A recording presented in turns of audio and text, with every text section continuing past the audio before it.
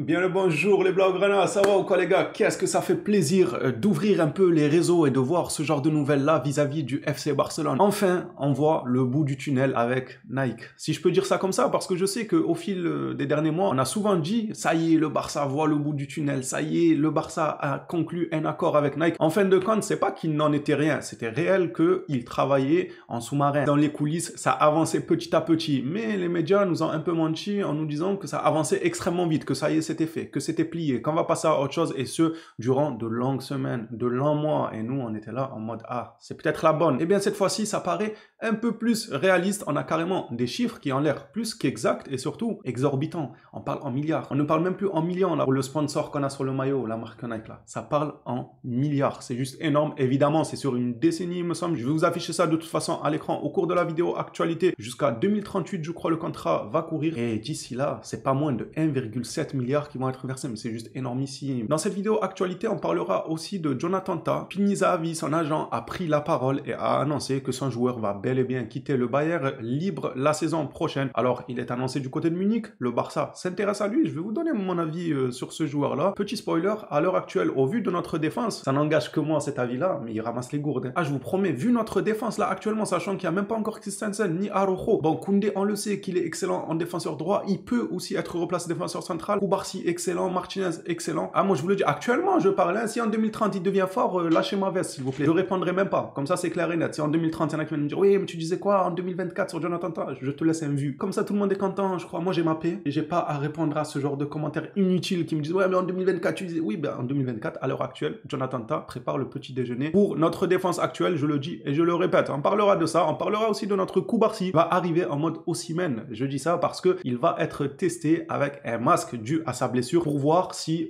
il joue plutôt bien, enfin si il n'est pas gêné par le port du masque et qu'il puisse disputer une rencontre. Si ça s'avère être positif, que le joueur arrive à jouer avec un masque sur la tête, on le verra probablement contre Sociedad avec un masque. Tiens, donc on savait qu'on avait un guerrier entre les mains, mais de là à le voir déguisé réellement en guerrier, en combattant de Spartacus, je m'y attendais pas les gars, on aura Spartacus sur le terrain. Bref les phénomènes, ceci dit, je vais vous demander gentiment le petit abonnement qui fait plaisir, le petit like, on enchaîne avec la vidéo actualité. Le Barça et Nike parviennent donc à un accord de principe qui vise à devenir le plus grand sponsoring sportif existant. Oui, le plus grand, vous avez bien entendu. Je vous ai dit les chiffres en intro, les gars. On n'est pas en train de blaguer là, ça parle en milliards. Trouvez-moi un autre club qui est sponsorisé où ça parle en milliards. Spoiler, il n'y en a pas. Si tout va bien et qu'il signe cet accord-là, ça sera le Barça qui rentrera dans la légende avec un sponsoring aussi cher que ça. Et pour cause, le Barça est un rouleau compresseur médiatique. C'est-à-dire que même lorsqu'on était au fond du gouffre, qu'on était, bon, on n'a jamais été dans le bas du tableau non plus, faut doser, faut pas aller bien loin, mais lorsqu'on prenait des scores de ping-pong, vous savez, cette époque-là, qui était assez triste à vivre, lorsqu'on prenait ces fameux scores de basket-là, certes, sportivement parlant, c'était pas tout beau, tout rose, mais du côté médiatique, on était toujours au devant de la scène. Médiatiquement parlant, sur les journaux, la télé, les caméras, ouais, on aime bien ça, on a toujours été au devant de la scène, si je peux dire ça comme ça. Il y a des clubs, les gars, qui ont été très grands par le passé, mais vu qu'ils n'ont pas trouvé un investisseur au bon moment, ils en sombraient. Ils en sombraient, on n'entend plus parler d'eux, et pourtant, c'était des cadors du football européen à l'époque. C'est parce que, médiatiquement parlant, ils ne faisaient pas vendre comme le Barça. Le Barça fait vendre même lorsqu'il prenait des roustes sportivement parlant. Ça restait quand même une belle image au niveau international en termes de marketing. Tu m'étonnes que ça fait saliver les investisseurs. Évidemment, les investisseurs savent qu'il y aura un retour sur investissement. Ça nous a sauvés. Pour moi, c'est l'un des points qui a sauvé le FC Barcelone de descendre encore plus bas qu'on ne l'était. C'est son côté médiatique. Pour moi, il est certain que le côté médiatique a énormément aidé le Barça. Je vous apporte un peu plus de précision concernant ce fameux contrat avec Nike. Il sera prolongé jusqu'en 2038 et aura une valeur totale de 1,7 milliard d'euros. Rendez-vous compte, bon, c'est vrai que c'est sur une longue durée, on parle de là 2038, mais si on regarde chez nos voisins, les autres clubs européens, jusqu'à 2038, ils n'ont pas un sponsoring qui va leur rapporter 1,7 milliard de dollars. Je trouve ça énorme et j'attends carrément que ça s'officialise. Peut-être que ces chiffres-là vont être un peu modifiés dans le sens où le Barça va prendre 900 millions et d'autres groupes vont prendre 100 millions. Lui va... Vous voyez ce que je veux dire? Peut-être ça va être un peu dispersé, que je n'ai pas forcément compris les communications communiqués, à l'heure actuelle, je le comprends comme ça. Si à l'avenir, les communiqués venaient à prendre une autre tournure et changer un peu ce chiffre-là, parce que les parts du gâteau doivent être divisées entre plusieurs groupes marketing, que ce soit du Barça, que ce soit des investisseurs du Barça aussi qui peuvent gratter un petit quelque chose aussi parce qu'ils ont investi par le passé. Comme je l'ai dit, il faut bien qu'il y ait un retour sur investissement. Si ça venait à changer, je viendrai vous l'expliquer en vidéo. Pour le moment, moi je le comprends comme ça et c'est juste énormissime. FF Polo lui aussi a fait quelques déclarations sur le dossier qui concerne le Barça et Nike. Les sources des négociations avec Nike soulignent que la prime pour la signature du renouvellement est d'environ 158 millions. Ça, on parle pas des milliards là. On parle de la prime à la signature. Lorsque le Barça signera ce nouveau contrat, enfin nouveau, on était déjà avec eux, mais un genre de contrat revalorisé, revu à la hausse. Ces 158 millions seront à répartir au prorata des saisons de l'accord. Pour clôturer ce fameux dossier, on nous rapporte qu'il manque que la signature et la ratification de l'accord par les socios. Le plus grand dossier à régler restera désormais le Barça Vision. Je ne me suis pas encore penché sur ce dossier, mais il me semble pareil, ça cherchait des investisseurs et il y a des sociétés qui nous l'ont mise à l'envers. En fait, il y a eu tellement de leviers ces dernières saisons qu'il fallait avoir le cardio pour suivre chaque dossier à la trace et savoir qui a investi, qui a retiré, qui ne s'est pas retiré, ainsi de suite. À l'heure actuelle, la bonne nouvelle, c'est que entre le Barça et Nike, l'alchimie est de retour, les gars. Ils commencent à s'entendre autour d'un certain montant qui fait plaisir à entendre, même si, comme je l'ai dit, il ne faut pas s'attendre à avoir des milliards dès maintenant, là, à l'instantané. Non,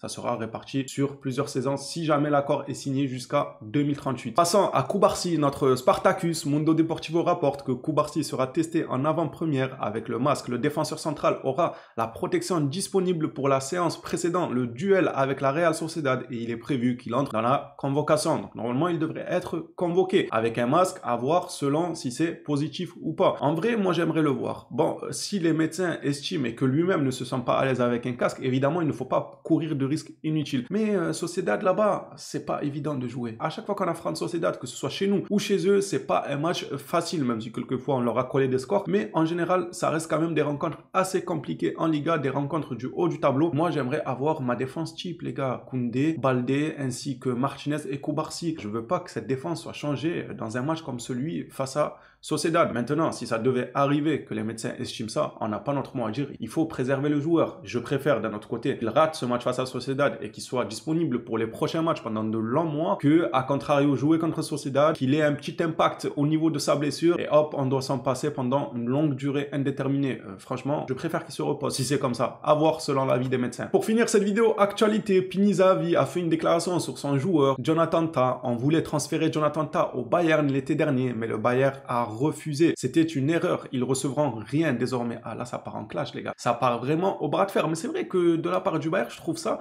assez bizarre. Bon, ça fait jamais plaisir de renforcer un concurrent direct. Le Bayern a fait une excellente saison dernière. Ils voulaient garder leurs points forts et surtout ne pas les donner à leurs concurrents directs. Pour enchaîner sur ces bonnes performances, il ne faut pas donner des armes à ton concurrent direct. D'un côté, certains les comprendront peut-être. Moi, je pars du principe où si tu n'as plus le choix, tu n'as plus le choix. Si ton joueur te dit je veux partir et que tu sais que la saison prochaine tu gratteras 0 sur lui, qui partira libre, peut-être même à ton concurrent direct, libre sans que tu leur prennes le moindre million d'euros, des fois, il faut s'avouer vaincu. Il faut dire bon, ok, je n'ai pas envie de renforcer un concurrent direct. Par contre, entre qu'il parte libre chez ce concurrent direct ou bien qu'il me rapporte quelques millions, autant qu'il me rapporte quelques millions, ça me permettra de les investir ailleurs. Franchement, là, pour moi, le Bayern a déconné. Je sais pas du tout ce que leur staff, ce que la direction a fait sur ce dossier, mais c'est limite une erreur professionnelle. Pinizavi nous indique qu'ils recevront rien désormais. Ce que je peux dire, c'est qu'il ira dans un grand club la saison prochaine et que le Bayern a des possibilités de le recruter. Je pense que ça sent l'affaire conclue entre le Bayern et Jonathan Tah. Pinizavi, son propre agent, nous indique que l'été dernier, il a failli signer, mais le Bayern a refusé. Et là, comme par hasard, il nous dit qu'il va rejoindre un grand club l'été prochain. Et pour prendre exemple de quel grand club il pourrait rejoindre, il sort encore le nom du Bayern. Dans les coulisses, le dossier est déjà conclu. Alors, est-ce que le Barça viendra rafler la mise au